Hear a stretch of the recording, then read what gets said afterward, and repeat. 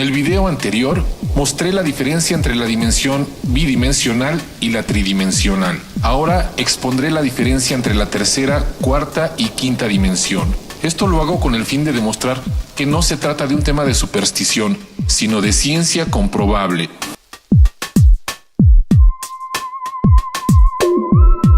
En el siguiente video veremos una breve explicación sobre las 5 primeras dimensiones, concluyendo que somos seres de tercera dimensión solo por la apariencia física volumétrica, pero debido a la variable tiempo es que pertenecemos a la cuarta dimensión.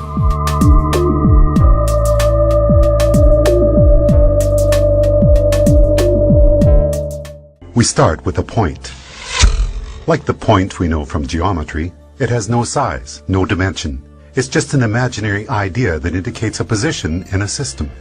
A second point, then, can be used to indicate a different position. But it too is of indeterminate size. To create the first dimension, all we need is a line joining any 2 points. A first-dimensional object has length only, no width or depth. If we now take our first-dimensional line and draw a second line crossing the first, we've entered the second dimension. The object we're representing now has a length and a width, but no depth. To help us with imagining the higher dimensions, we're going to represent our second-dimensional object as being created using a second line, which branches off from the first. Now let's imagine a race of 2-dimensional creatures called flatlanders. What would it be like to be a flatlander living in their 2-dimensional world? A 2-dimensional creature would have only length and width, as if they were the royalty on an impossibly flat playing card. Picture this, a flatlander couldn't possibly have a digestive tract because the pipe from their mouth to their bottom would divide them into 2 pieces. And a flatlander trying to view our 3-dimensional world would only be able to perceive shapes in 2-dimensional cross-sections. A balloon, for instance, would start as a tiny dot, become a hollow circle which inexplicably grows to a certain size, then shrinks back to a dot before popping out of existence. And we 3-dimensional human beings would seem very strange indeed to a flatlander. Imagining the third dimension is the easiest for us because every moment of our lives, that's what we're in. A 3-dimensional object has length, width, and height. But here's another way to describe the third dimension. If we imagine an ant walking across a newspaper which is lying on a table, we can pretend that the ant is a flatlander, walking along on a flat 2-dimensional newspaper world. If that paper is now folded in the middle, we create a way for our flatlander ant to magically disappear from one position in his 2-dimensional world and be instantly transported to another. We can imagine that we did this by taking a 2-dimensional object and folding it through the dimension above, which is our third dimension. Once again, it'll be more convenient for us as we imagine the higher dimensions if we can think of the third dimension in this way. The third dimension is what you fold through to jump from one point to another in the dimension below. Okay, the first 3 dimensions can be described with these words: length, width, and depth. What word can we assign to the fourth dimension? One answer would be duration. If we think of ourselves as we were 1 minute ago, and then imagine ourselves as we are at this moment, the line we could draw from the 1 minute ago version to the right now version would be a line in the fourth dimension. If you were to see your body in the fourth dimension, you'd be like a long undulating snake, with your embryonic self at one end and your deceased self at the other. But because we live from moment to moment in the third dimension, we're like our second-dimensional flatlanders. Just like that flatlander who could only see 2-dimensional cross-sections of objects from the dimension above, we, as 3-dimensional creatures, can only see 3-dimensional cross-sections of our fourth-dimensional self.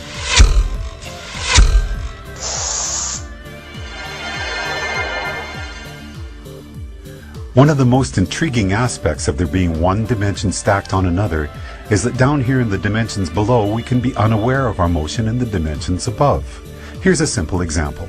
If we make a Mavoise strip, take a long strip of paper, add one twist to it and tape the ends together, and draw a line down the length of it, our line will eventually be on both sides of the paper before it meets back with itself.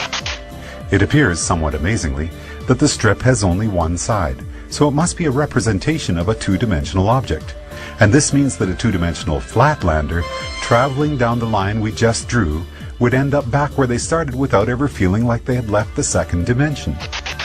In reality, they would be looping and twisting in the third dimension, even though to them it felt like they were traveling in a straight line.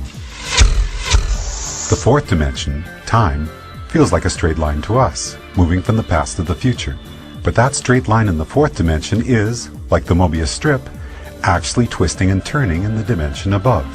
So the long undulating snake that is us will feel like it is moving in a straight line in the fourth dimension, but there will actually be, in the fifth dimension, a multitude of paths that we could branch to at any given moment. Those branches will be influenced by our own choice, chance, and the actions of others. Quantum physics tells us that the subatomic particles that make up our world are collapsed from waves of probability simply by the act of observation. In the picture we are drawing for ourselves here, we can now start to see how each of us are collapsing the indeterminate wave of probable futures contained in the fifth dimension into the fourth dimensional line that we are experiencing as time. Ahondaremos en el tema de la dimensión que nos corresponde, explicando el componente de la misma a través de la física cuántica. Esto es para dar validez del tema a todos aquellos a quienes de forma legítima les preocupa quizás estar atendiendo o viendo videos con explicaciones que no tengan fundamento. Se explicará la cualidad paranormal de la materia al tener esta la facultad de estar en varios lugares al mismo tiempo o de atravesar estados sólidos, demostrando por medio de la física o la mecánica cuántica que lo llamado ignorantemente como paranormal es solo ciencia que no se ha permitido explorar. En el colegio nos enseñan que el mundo está hecho de cosas, de materia, de masa, de átomos. Los átomos forman moléculas, las moléculas forman materiales. Y todo está hecho de eso, pero en realidad los átomos están casi vacíos. Por ejemplo, si este balón fuera el núcleo de un átomo, un protón en un átomo de hidrógeno, pongamos, el electrón que daría vueltas a su alrededor y que describiría los límites externos del átomo, estaría en esa montaña de allí, a unos 30 kilómetros. Y lo que hubiese entre aquí y allí estaría vacío. De hecho, el universo está casi vacío. Pero cuando vamos bajando en la escala hacia el vacío, al final llegamos a un nivel, al nivel fundamental de la geometría espacio-tiempo, el último y delicado nivel del universo, donde hay información y donde hay unas pautas. Recibe el nombre de escala de Planck y es la estructura del universo. Y a ese nivel hay información que lleva ahí desde el Big Bang. Así pues, casi todo el universo y casi toda la materia, de hecho, están vacíos. Casi todo el mundo cree que en el vacío no hay nada. Pero para la autoconsistencia interna, la consistencia de la mecánica cuántica y de la teoría de la relatividad, tiene que haber el equivalente de 10 elevado a 94 gramos de energía-masa, siendo cada gramo energía igual a la masa por la velocidad de la luz al cuadrado. Eso es muchísimo. Pero ¿qué significa en la práctica? Pues que si pudiera suponer que el universo es plano, y cada vez hay más datos astronómicos que demuestran que es más bien plano, si pudiera suponer eso y luego cogiera el volumen o cogiera el vacío de un solo átomo de hidrógeno que mide unos 10 elevado a menos 23 centímetros cúbicos, si cogiera esa cantidad de vacío y extrajera la energía latente, veríamos que tendría 3 billones de veces más energía que toda la materia de todas las estrellas y de todos los planetas en un radio de 20.000 millones de años luz. El universo es muy extraño.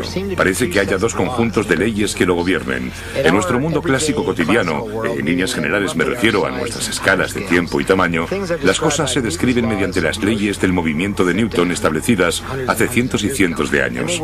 Y funcionan de maravilla con las bolas de billar, las balas de los cañones y la gravedad. Pero cuando descendemos a una escala menor, cuando descendemos, por ejemplo, al nivel del átomo, todo eso está regido por otro conjunto de leyes, las leyes cuánticas, la teoría cuántica, la mecánica cuántica. A ese nivel, las partículas pueden estar en muchos lugares a la vez.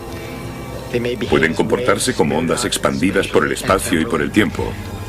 Pueden estar conectadas a pesar de estar lejos la una de la otra. Pueden Pueden estar unidas en un estado cuántico, en un estado regulado por una función de onda. La frontera, el umbral, la cortina que separa el mundo cuántico del mundo clásico es muy misteriosa.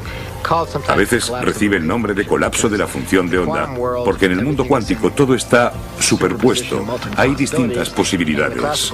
Y en el mundo clásico esas distintas posibilidades se convierten en una concreta y definida. Todo está en un lugar concreto. En realidad, la mecánica cuántica es la reproducción y exhibición de información, la reproducción y exhibición de posibilidades, ondas de información, ondas de electrones potenciales. Y la palabra potencial es importante. No estamos hablando de electrones, estamos hablando de electrones potenciales. Y luego hay que formularse la siguiente pregunta. ¿Ondas de qué, en realidad? ¿Qué es este terreno? ¿Por qué tiene ondas? ¿Es el mar? No. Es un mar universal, un mar de pura potencialidad, un mar de existencia potencial y abstracta que llamamos el campo unificado, o el campo de la supercuerda. Y de eso estamos hechos. La conectividad de todas las cosas es un componente básico de la estructura de la realidad. Es muy difícil entenderlo, pero Erwin Schrödinger, uno de los descubridores de la física cuántica, dijo que el entrelazamiento, es decir, la idea de la conectividad, no es solo una propiedad de la mecánica cuántica, sino que es su gran propiedad. Es la propiedad de la mecánica cuántica que la convierte en algo tan extraño. Y parece que no pueda encajar en nuestro mundo cotidiano, en nuestra experiencia ordinaria. Pero la verdad es que sí encaja. ¿Existen todas las realidades del campo cuántico simultáneamente? La experiencia real. Hay mundos distintos en los que vivimos. Está el mundo macroscópico que vemos. Luego está el mundo de nuestras células, el mundo de nuestros átomos, el mundo de nuestros núcleos. Todos ellos son mundos completamente distintos. Tienen su lenguaje, sus matemáticas. No solo son pequeños, son totalmente distintos entre ellos, pero se complementan, porque yo soy mis átomos. Pero también soy mis células. También soy mi fisiología macroscópica. Todo es verdad. Lo que pasa es que la verdad tiene distintos niveles.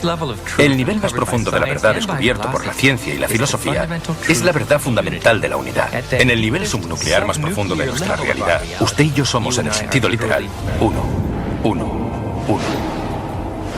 Todo esto condujo poco a poco a ciertas nociones, entre ellas que había una conexión invisible entre todas las cosas.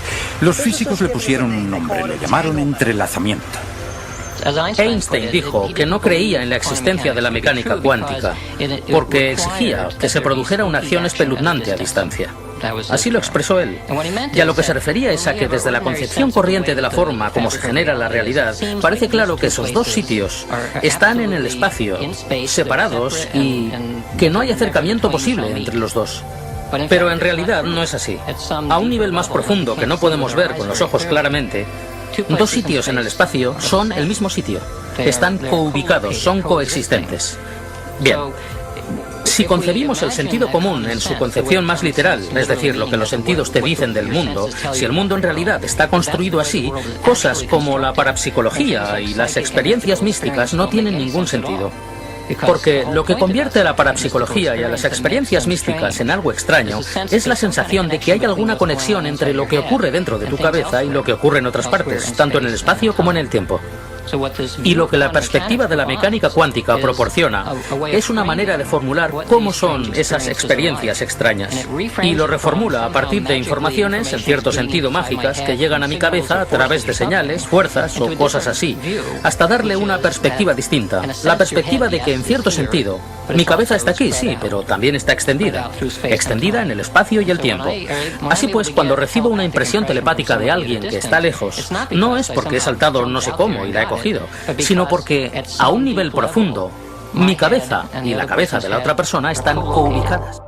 Es gracias a la física cuántica que nos acercamos desde el lado de la ciencia a un mundo que había parecido irreal y de ciencia ficción. El concepto de materia se desmorona y la percepción comienza a cambiar. Pero más adelante veremos, por medio de otra fascinante teoría científica, la comprobación de la existencia de más dimensiones. Dudar de lo aprendido, cuestionar de lo enseñado y no aceptar lo establecido ofrece una responsabilidad que otorga poder. El poder del libre camino hacia la evolución. No olvides suscribirte para recibir noticias sobre nuevos videos en este canal. Gracias por tu atención.